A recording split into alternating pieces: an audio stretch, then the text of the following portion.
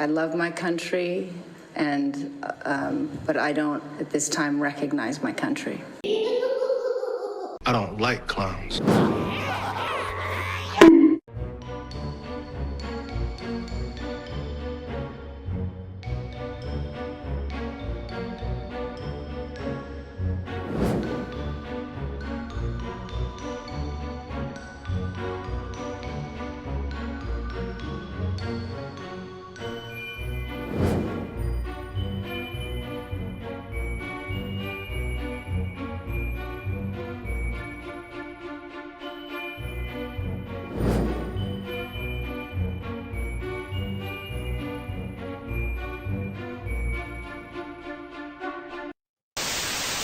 Charlie was someone who believed in dialogue, in open debate.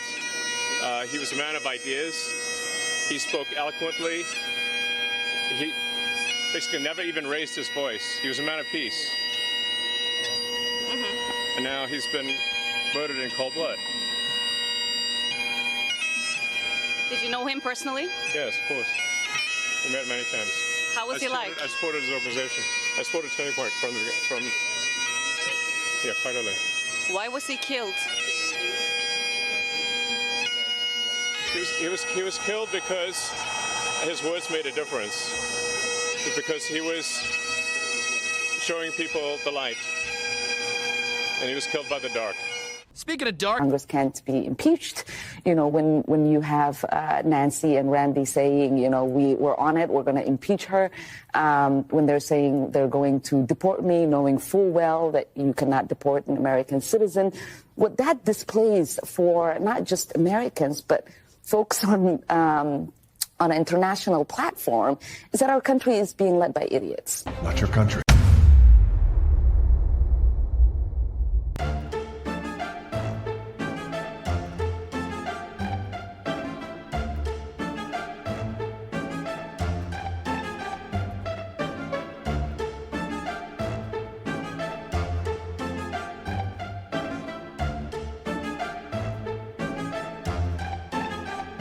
It's your official deportation notice. you're expelled.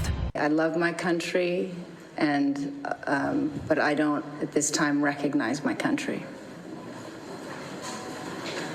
And I think that's, but I've always lived internationally. I've always, my family's international, my friends, my life, my worldview is... No one gives a shit.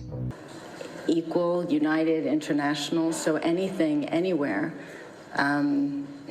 that divides or, of course, limits personal expressions and freedoms and from anyone, I think is very dangerous.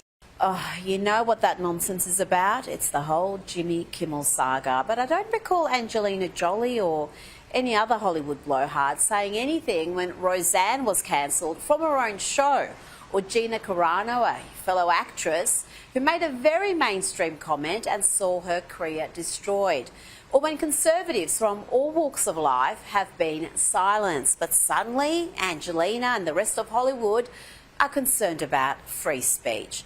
You know, the very same folks irate about Jimmy Kimmel's little suspension, all those Democrats and commentators.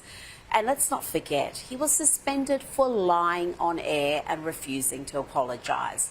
The same people irate about that and who suddenly care about the First Amendment were not too concerned when it was their ideological opponents being silenced and deplatformed from the president down. You think we've forgotten this?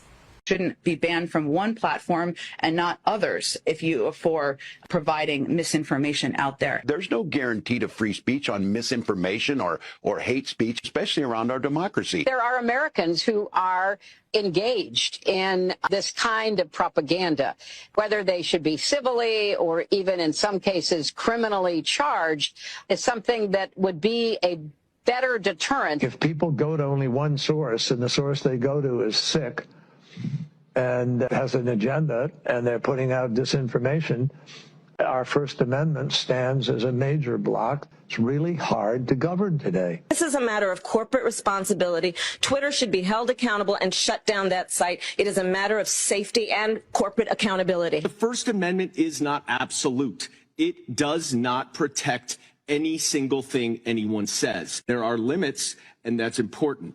And what this committee has been trying to do for the last year and a half is to chill the federal government from monitoring what is going on social media. When you look at what Tucker Carlson and some of these other folks on Fox do, it is very clearly incitement of violence. Very clearly incitement of violence. I believe that when it comes to broadcast television, like Fox News, these are subject to federal law, federal regulation in terms of what's allowed on air, what isn't. So my biggest concern is that your view has the First Amendment hamstringing the government in significant ways. Hypocrites! Children, children, children!